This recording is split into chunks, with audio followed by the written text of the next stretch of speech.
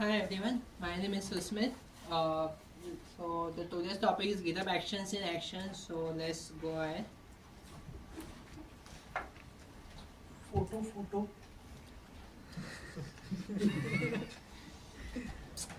Anyways, that's why I prefer dark mode. So yeah. So thanks Augustine who went, but thanks for this tweet. So a little bit about me. I am currently a data scientist, a backend developer, full stack developer, and I like Neo4j a lot.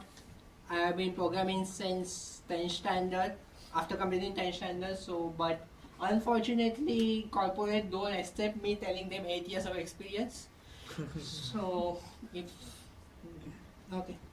And also, I am a part-time mentor at FuseBytes for Next.js and Flutter, mostly Flutter Web.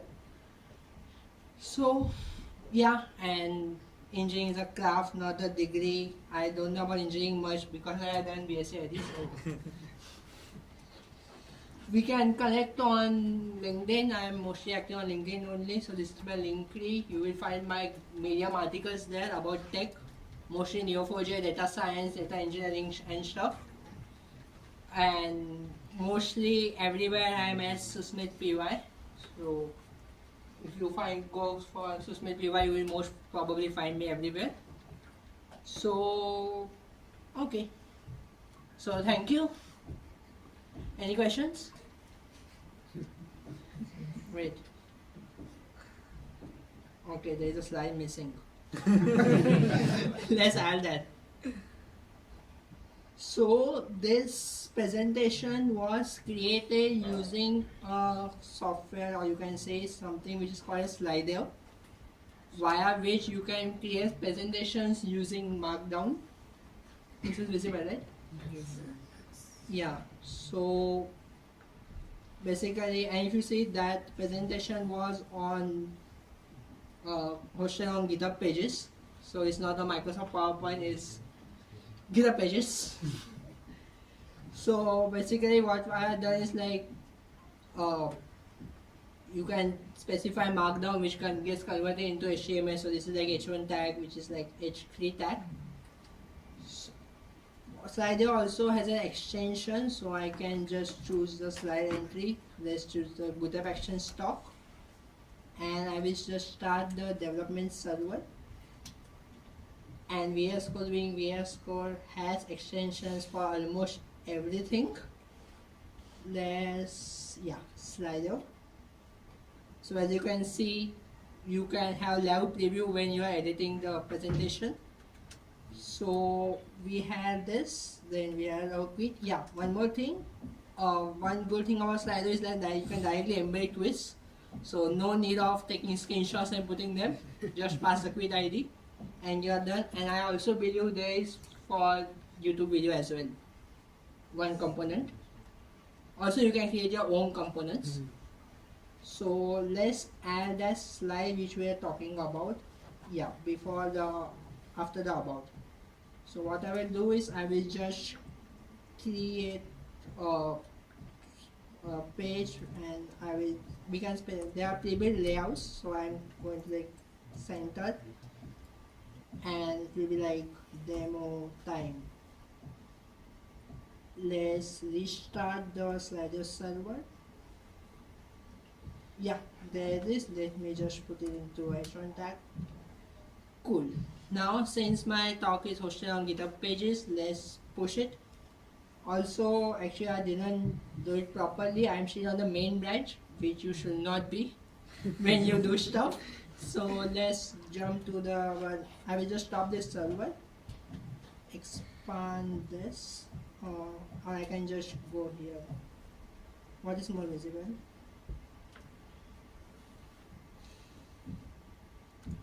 Okay, so let's create a new branch.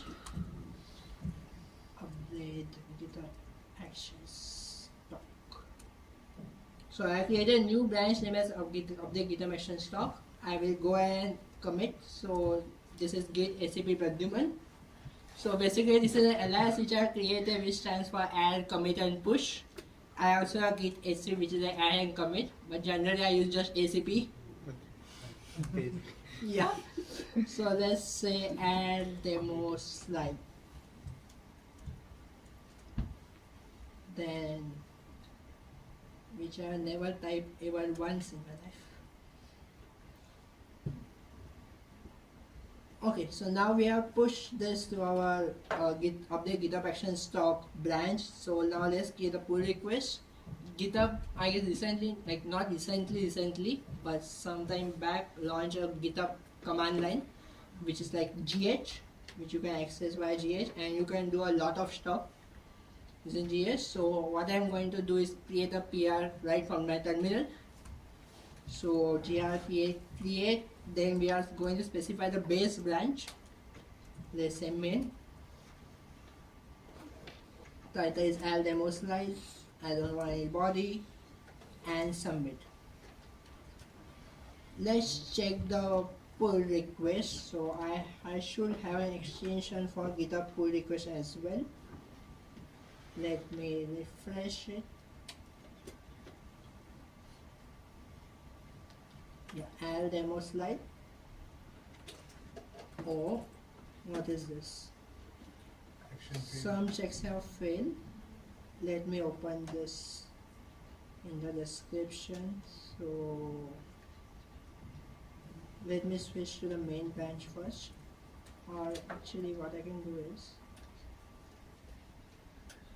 check out pull request.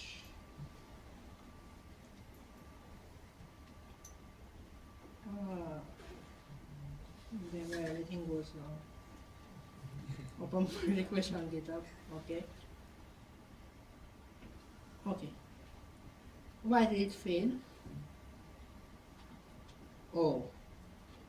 So just like we needed a code of conduct, we should have a disclaimer slide everywhere, which failed, and thanks to this GitHub action, it prevented me from pushing this rule I added later. So first I created a presentation, and then Augustine told me that, hey Susmit, you should have the disclaimer slide. Okay, anyways, let's add it. We can't do much. So let me jump back to the, yeah. So what I can do is GitHub actions. I will add a disclaimer slide right after my bug. So disclaimer, and this auto suggestion is basically GitHub Copilot helping me become lazy. But yeah, also you know what, disclaimer will be mostly common across all presentations, right? So what I can do is, like you can see, I have this common bug, I have common about. So let's create a common disclaimer slide. So I will just go to the pages and I will create a disclaimer .md, and here I will just say this disclaimer slide. So let's go something like layout demo are not going to work as expected. The content of the demo is not going to be accurate. Okay, that's enough. That's enough. Let's jump back to our Slido preview because I don't want to.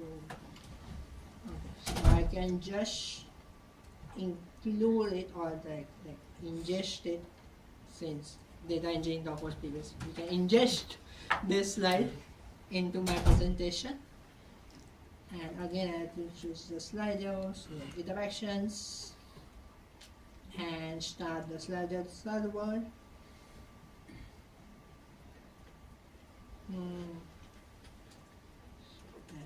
That start Slido server. Let's get started. Slido. Okay, this is not readable. So a good thing about Slido is that we can even add CSS. Front-end developers, please help me.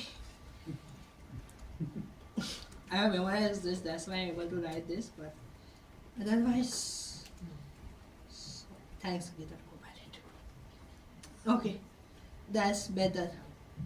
Now let's update my pull request. So get add dot get commit hyphen m add disclaimer slide get push.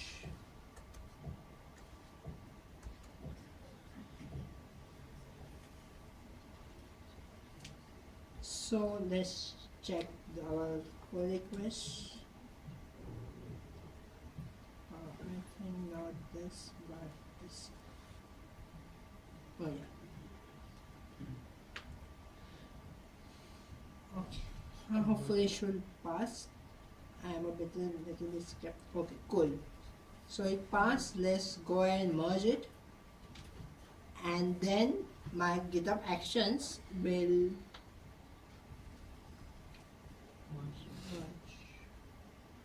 merge and merge. Cool. Now it should come here.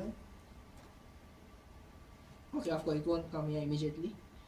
Let's see the action. GitHub actions. Yeah. So it's like when this was introduced, you could literally do everything on VS Code. You won't need to go on browser mostly. It should be on the main branch. So let's jump to the main branch. Yeah, as you can see, it's deploying. Till it deploys, let me quickly go through the validation script and the deployment script itself. So for the validation, I have a validation.yml which I wrote few days back using GitHub Copilot. So basically, like, this is the name of the validation. We name of the GitHub action. We trigger this on a pull request event.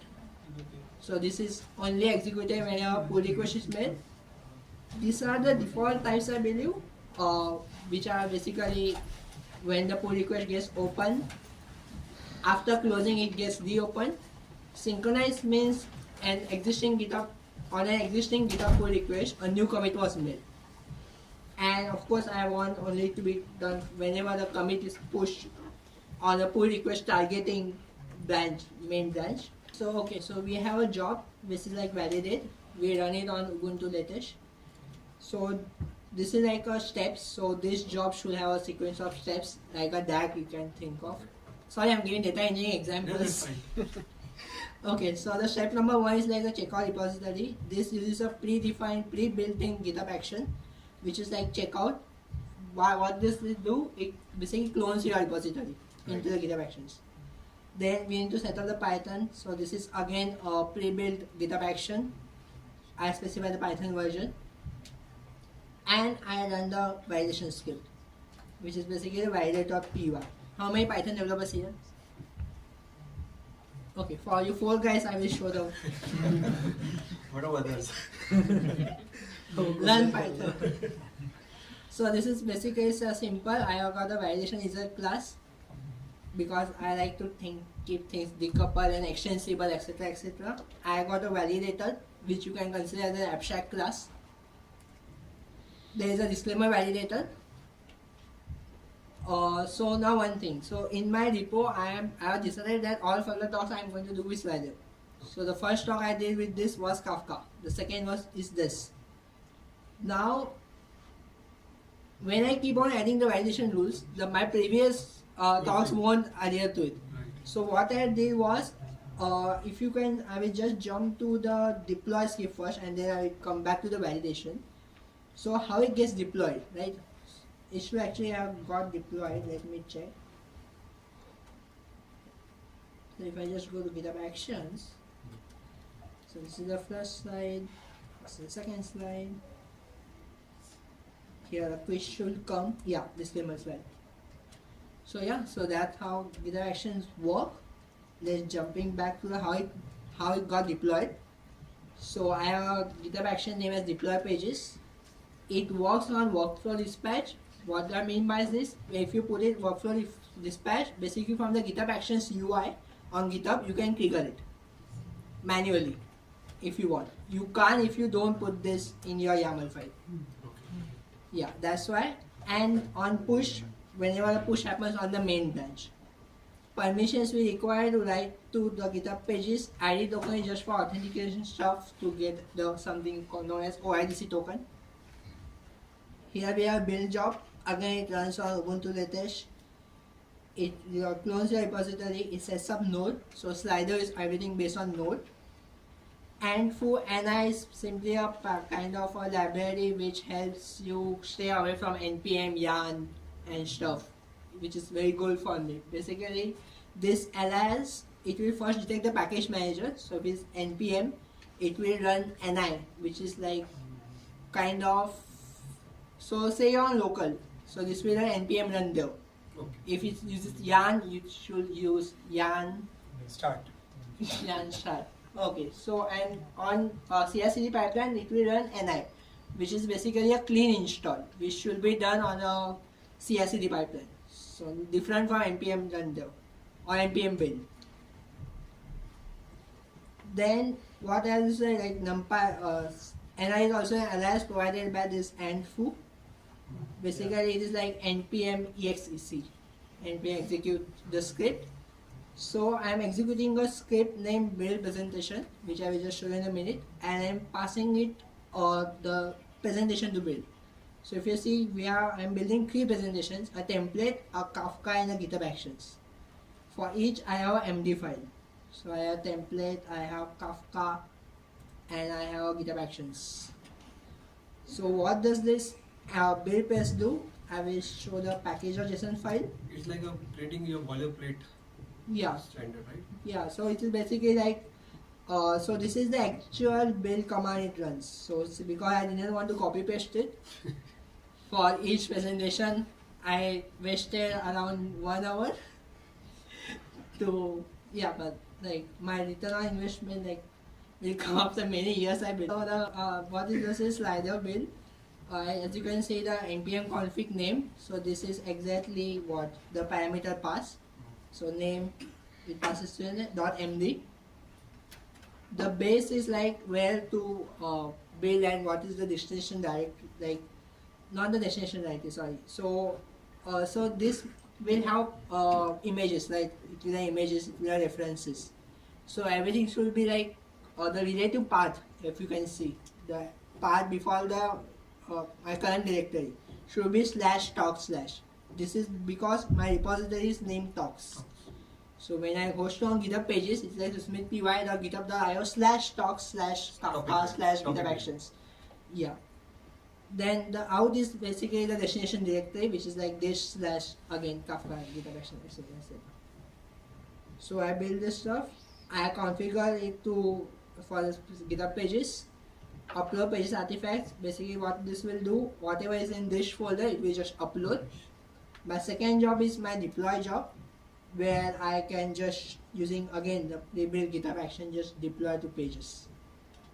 So now what I did was, because I don't want my validation to validate this or this, what I did was I only want the last one, right? So I will like then my next talks here, I will go here like this and give this command run.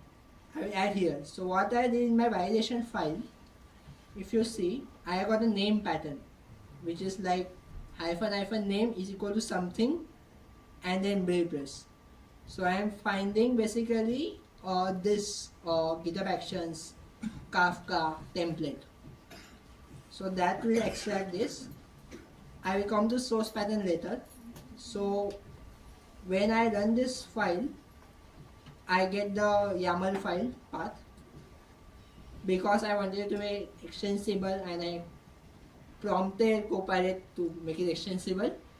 It add this for validators. I validate. In validate, what I do, I first delete that file. Then I find all the names. So this names list will have a template Kafka GitHub Actions. I take the last name. I get my file name, which is like it will be GitHub_actions.md. I read that file in file content. So I have .read. If the word disclaimer is in the file content, all good.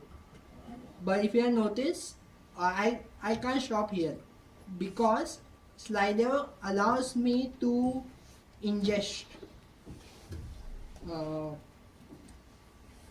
inject slides, right? So if I say like this is disclaimer.md, but what if that disclaimer slides between inside of injected file? So for that, what I did, I have this source pattern, which is like it finds everything starting with src colon and ending with .md. So what this will do is in GitHub actions.md, it will find this like this. It will match it to the regular expression pattern will match the strings, and then I will loop through all those injected files. Like if we are disclaimer, then all well and good. Else check for disclaimer injected slice. We find all the source files, and then Check just the go. list. One thing here, I didn't do it recursively because I didn't expect me to like Including. include. What if you include path is wrong? My presentation won't win.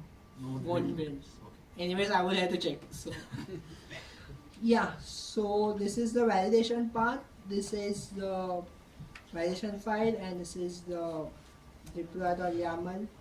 Let me just pull it. So I should get that commit. Yeah. So we have the disclaimer now. Okay, jumping back to my presentation. Okay, a few things about GitHub pull requests. So where we can use GitHub pull requests. So there are a number of ways where GitHub pull requests along with GitHub actions are used. One of which is of course code linting. You can enforce rules for your team members and the team that this is how code base should be wrote. This is how it should be. The second one is a commit message format linting. So how this works with is like there is a Python library named as Modin, which is kind of a wrapper over data pandas. So once I contributed to them to fix some issues, and I got a pull request fail because it said that your commit messages have to be in this format. Like it should be signed off. That's when I started signing off all my commits. If you guys won't notice what I signed off by Susmit. There should be a particular pattern. Basically, whatever they have decided, this is how should commit to. Like if it's a feature, then it should be FEAT. If it's a maintenance work, it should be CHORE. If you are done refactoring, it should be refactored in the brackets the noun of what you have done, and then a one-liner followed by a description. So such checks you can do via GitHub Actions. The third one is of course unit testing. If you are fortunate enough to have time to write unit tests, and you wrote unit test and some junior developer comes or some intern comes and breaks the code, when he makes the PR, CrowdStrike. when he makes the PR, the unit test should fail in the GitHub pull request, and that should stop you from merging it. The fourth one is previews. Now, till now, GitHub Pages does not support previews. So previews is something like, say you have static web app, or you are deployed on a website, say on a Xcellen, Azure static web apps, AWS Amplify or Firebase hosting, and I want to update it.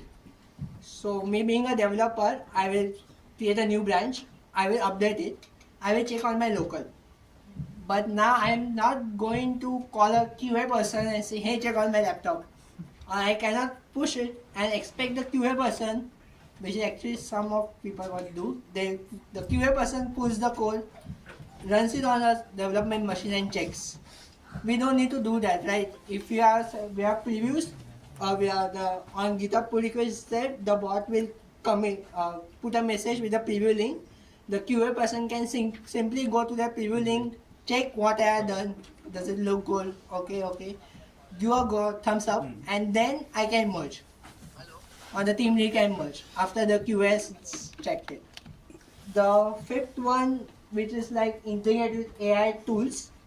So there is a tool named as Code Rabbit. what it does is it summarizes your pull request using AI. It creates a nice description. It goes through each file and changes and shows that okay, in this file this was a change, in this file this was a change. The pro version I believe is something also, and not just code, I mean multiple other AI tools, in which a team leader or any person can chat with your pull request. So say a simple example, a simple function add a comma b returns a plus b. I make a pull request and add a subtract function, and I make a pull request. So then, as a team lead, I can go to that pull request and I can check, okay, what was added, it will answer. And there is one more advanced feature which I haven't tried till now, but it's like update this code. And you chat in your GitHub pull request comments as comments, and it makes updates to your commits, like creates new commits. Basically, it's like you can update the code without talking to the developer using AI.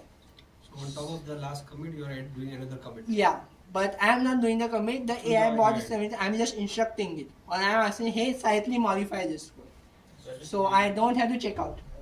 I mean, that is dangerous. It might break the system. Yeah. It might break. It should probably break. But if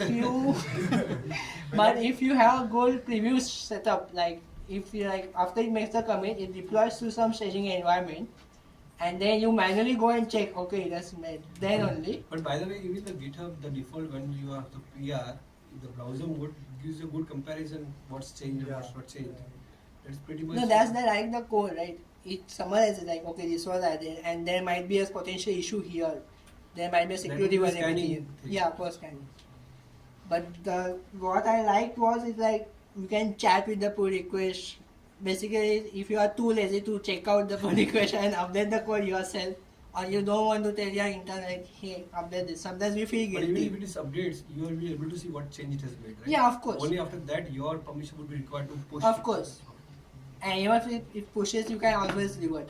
And also that everything is going on in the pull request, in that branch which was made a pull request to your main. So it won't get to main unless and until you, without checking the code or checking the result of that, you just, anyone else knows about any use case in your organizations? What if we use VS Code with Copilot? I have been using that because I'm not a front-end developer and sometimes I get few things.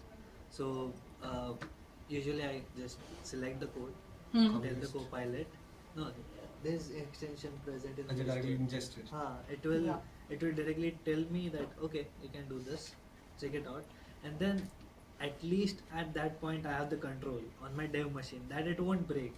I can ask at least somebody instead of just pushing it around and hey, over the gaya code. So it's like on the local you have the control, but when it's close to the server you don't have the control. Yeah, you might be standing in a local crane and telling it to update, to make commits and directly merge. By the time you get off, you hear the call that something has broken. Better, because what happens is currently there are also students, and if they are intern in somewhere and they try it, that might But then you won't allow pull request merging to you will allow only to certain individuals. Few startup does allow those things, so that's why I have been to. So that's more of like a org structure control, I would say. Yeah. Yeah, in GitHub Enterprises you can specify that only these people can merge. Most Yep. people don't have money. वो Yeah, अपना ID that's देते हैं, No, वो but अपना normally, ID देते हैं. so that's wrong with policy. Sharing the ID, that's a wrong policy. Otherwise, you can specify who can review or Review pull and your specific branch, also you can. Or you can maybe not even include them on GitHub and just say mail based on zip card. There's an organization I won't like to name. My friend was working there and they said, guys, we don't use GitHub. We just zip the files and share. So it's like you won't break production. Sometimes you also don't code in your own machine. They give you SSH and Yeah. you write it on the server. That also. Yeah, I think that's frequent with actually what is his name? Store procedures in SQL. I have a friend who like directly goes into the production and there just updates the store procedure then and there. Wow. And all the store procedure code is in there, okay? They don't have a separate in GitHub. I mean, a lot of fintech company does it because the data is there on the cloud and if you're dealing with the data. But you can that actually they create have a dummy staging version, government. right? Normally they would rest on staging and then we will push it. Then uska bhi data they can't. So No, sometimes staging is a sanitized version.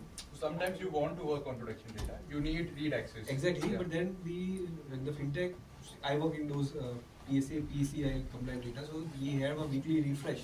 Then the entire data is dumped with the sanitized version where all the PI data is. But you want real data, like in many It's cases. almost like a real. Every Sunday you are having Yeah. it fresh one. It doesn't matter if it's just a 1 day old data. You will have your scenario at least fulfilled. And the data is increasing. Like today it is 1.1 GB, tomorrow next week it will be 1.2 GB. It's always incremental. Yeah, that's I have there. also done. But yeah. Because you need it, because you can't risk directly running the production. And you want to replicate the use case, you can't put it on your local machine because you don't have data. Yeah. And you cannot generate that data on your local machine anymore, with whatever tools you want. So it has to be have a staging environment, sanitized. But this guy directly goes to This one was funny. You said zip and email and do it. yeah, I mean, and one more stuff But is there's like no trail, no? That what was changed, what was there, when this deployed. There's no trail if it is no just an grid, email. itself. no grid. Sometimes This is most on risky. in deployments also, most people don't use CI/CD. So like they are using Yeah. GitHub, but they are not using CI/CD part of it. So basically, they will whenever we have to roll out an update, we will basically SSH into the EC2 machine, AWS EC2 machine. We will Change do it. git clone Change or it. git pull. So basically, they have the repository access on the server production directly through pull, clone, and whatever. you do. Yeah. That's again risky. Yeah, I mean, But they don't have the money to pull out CSV. Money. I mean, you have lots of free time. If a Yeah, private no, inside repository is EC2 there you are need to money set up for everything. money for